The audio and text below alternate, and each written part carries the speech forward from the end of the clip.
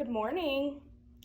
Today we are going to learn about the differences between a fiction book and a nonfiction book. So we'll start out with the characteristics of a nonfiction book. A nonfiction book is it's real. Some nonfiction books contain information and facts.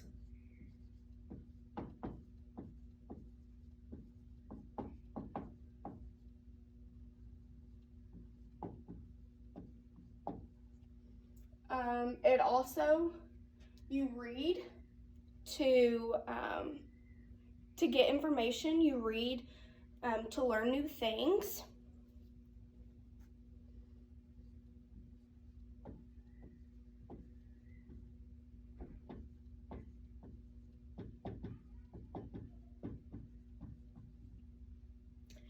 And nonfiction gives you facts.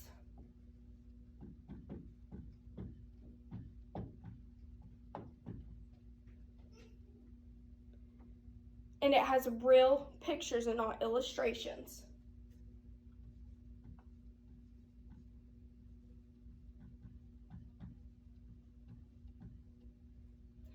And fiction is fake or made up.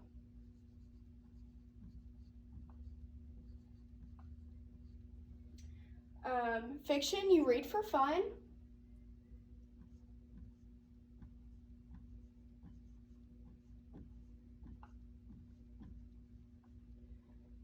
The author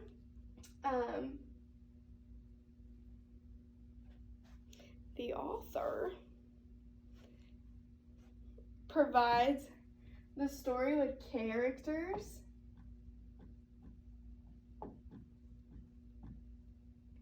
a setting, a plot,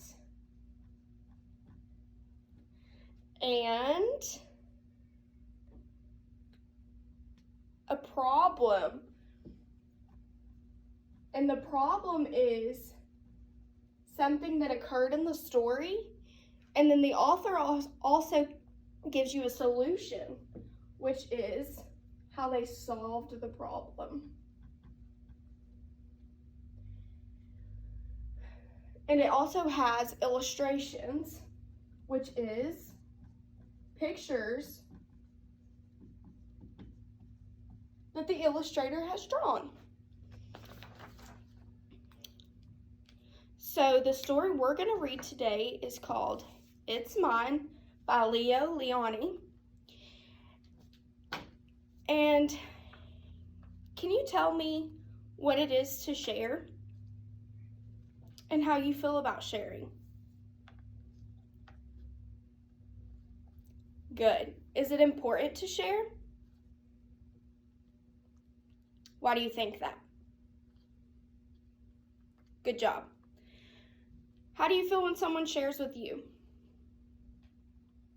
I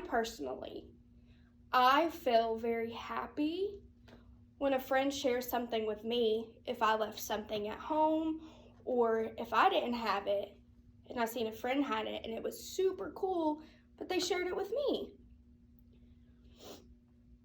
How do you feel when someone won't share? I don't feel good about it either. So, maybe when a friend left a book at home, you could share with them in the classroom. Or if, like I said, if a friend brings something to school and they had never seen it before, or your other friend has never seen it before, you could share with them. So we are now going to read It's Mine by Leo Lionni.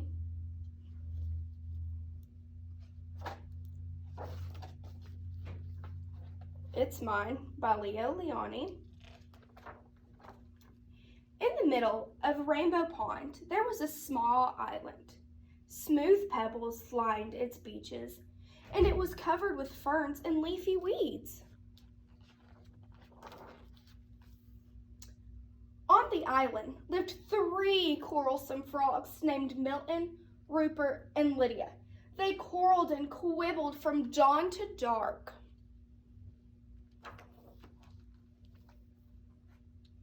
"Stay out of the pond," yelled Milton. "The water is mine." Oh no. "Get off of the island," shouted Rupert. "The earth is mine."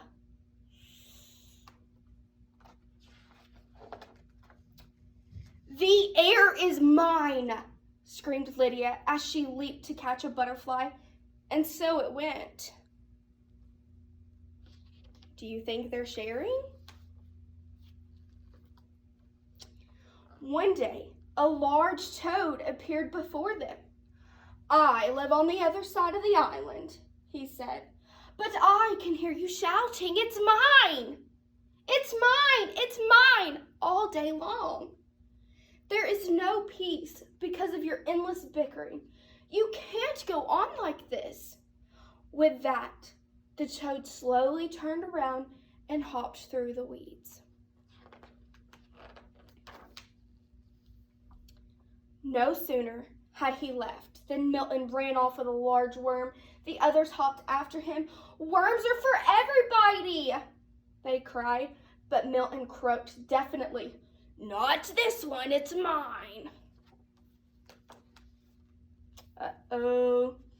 Suddenly, the sky darkened and a rumble of distant thunder circled the island. Rain filled the air and the water turned to mud. The island grew smaller and smaller, and it was swallowed up by the rising flood. The frogs were scared. Desperately, they clung to a few slippery stones that still rose above while dark water. But soon, these too began to disappear. Uh-oh, I hope they've learned how to share. There was only one rock left, and there the frogs huddled, trembling from cold and fright, but they felt better now that they were together, sharing the same fears and hopes. Little by little, the flood subsided. The rain fell gently and then stopped altogether.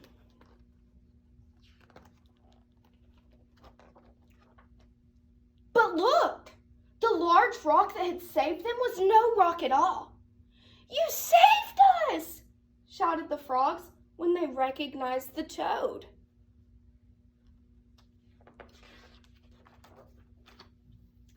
The next morning, the water had cleared. Sun rays chased silver minnows on the sandy bottom of the pond. Joyfully, the frogs jumped in, and side by side, they swam all around the island.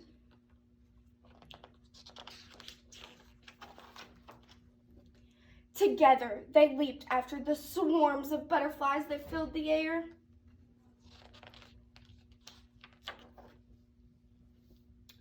And later, when they rested in the weeds, they felt happy in a way they had never been before.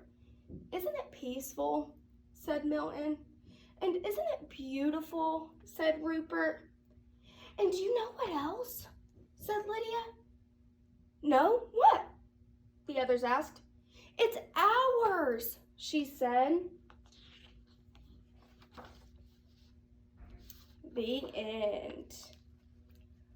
So, why do you think Milton, Rupert, and Lydia argued so much? I think that they argued because they were being stingy and they couldn't share with each other, and they thought everything had to be theirs. Who told the frogs to stop arguing? Good job, the toad did. Why did he want them to stop? Yeah, good job. I think he wanted them to stop because we all have to share.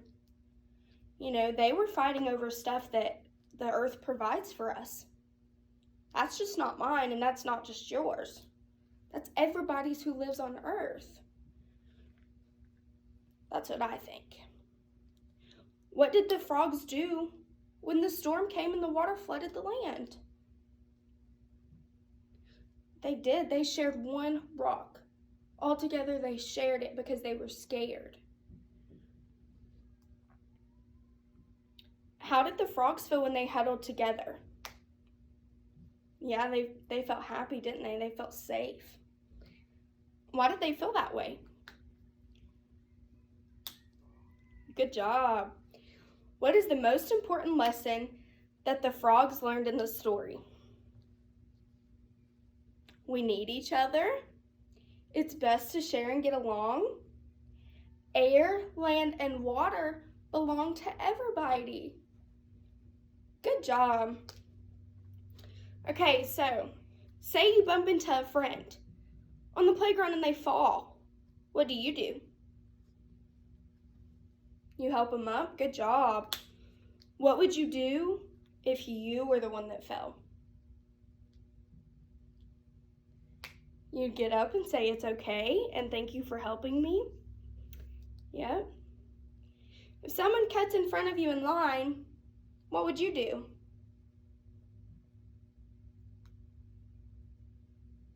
Right.